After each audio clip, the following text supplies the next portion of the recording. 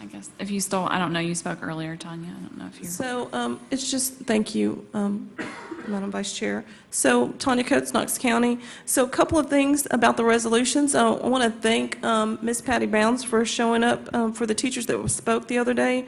As there were 30-plus people in the room, but there were a little bit more people that were concerned about the unfairness of what's going on in Knox County. So as you consider this on Wednesday, please consider that the pre-K and K program, they're still upset about those not matching, and I know that I didn't have a chance to speak to Superintendent Thomas, so I'm going to defer that piece, but just please consider that there are some unreadiness going on in the district in regards to that resolution, and they would fully request your support. In regards to our MOU, I can't say thank you enough for considering to pass this on Wednesday. We're hoping that this would be an ongoing collaboration that would continue for 3 more years, as this is set up by the state. So you know it's the Professional Educators Collaborative Conferencing Act that requires to have a relationship with our school board. And in order for us to do that, we want to make sure that we sign something that we both agree on, that we can mutually sit down together and make sure that we collaborate about that. So most of you may not know, because some of you, at least a third of you may be new here, especially Ms. Kinley is here new, but we can only discuss or collaborate about 7 things.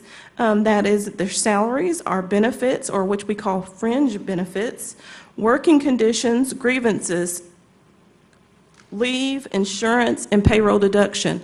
Those are the only things that we try to make sure that both sides, your team and our representing over the 4,400 plus teachers here in Knox County, that we discuss and make sure that this is something they want to do. Knowing that every school is being represented, when we sit at this table, we always have to have at least 15% of our teachers say that they want us to at least have that opportunity to be voted up on. And we have marginally for the last at least 6 years or 7 years. The first time we voted, we had 86%, and the second time around, we had 82% of the vote of holding all 9 seats at the table. So we hope that again, that our process will be able to continue as we are marching up on this vote again this year.